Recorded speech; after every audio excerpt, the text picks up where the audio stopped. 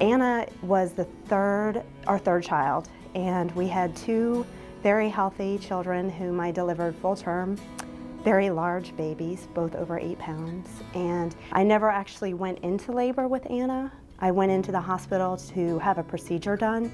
Actually, Anna was having the procedure done. In the middle of the procedure, it ended up having to go to emergency C-section.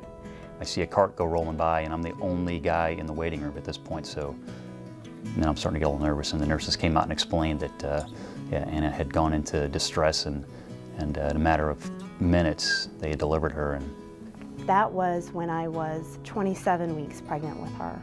So I missed the entire last trimester of my pregnancy.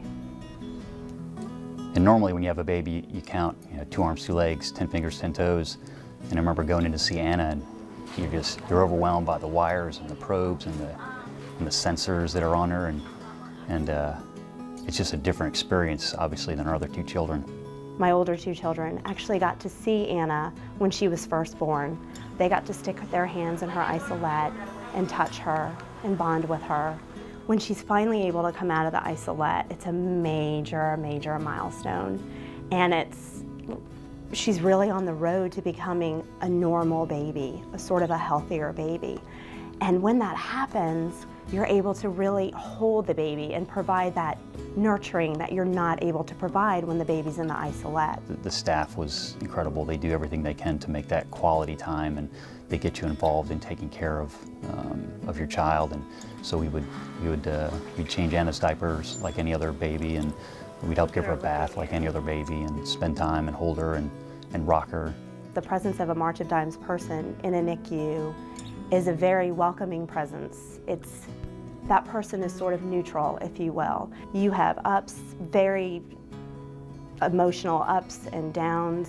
You have days where you'll take 2 or 3 steps forward and then a giant step backwards. You're in the swing? The plan was for her to come home. She was finally off of all the extra help she needed to be.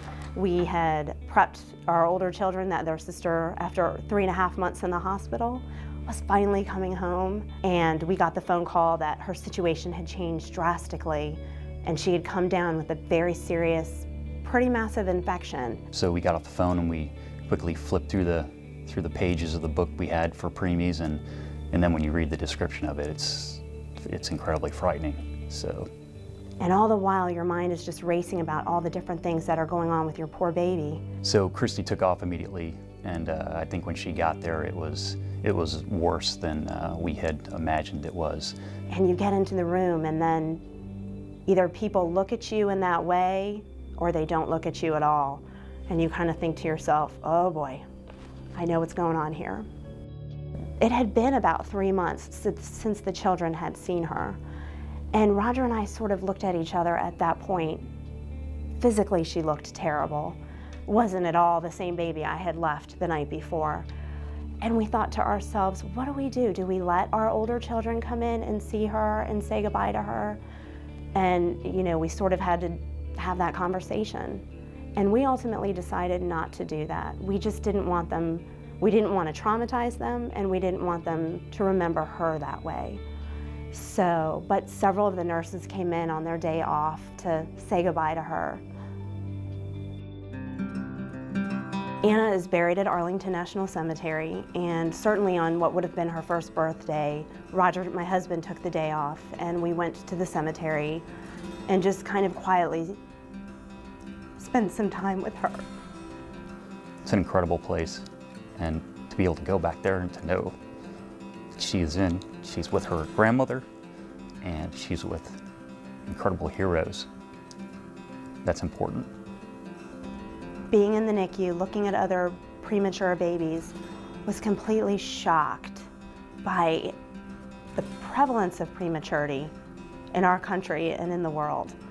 And I sat in the NICU and I'd look at those babies and think to myself, wow, every one of these tiny, tiny people has a story to tell about how they're here, why they're here, how they got here. And we were very struck by how unnatural it really is to be born that prematurely. So it's comforting to walk in and look on the wall and see a poster buy the March of Dimes and know, okay, there are resources here in place to finally, to meet other parents, to meet the doctors, the nurses, the family support specialist.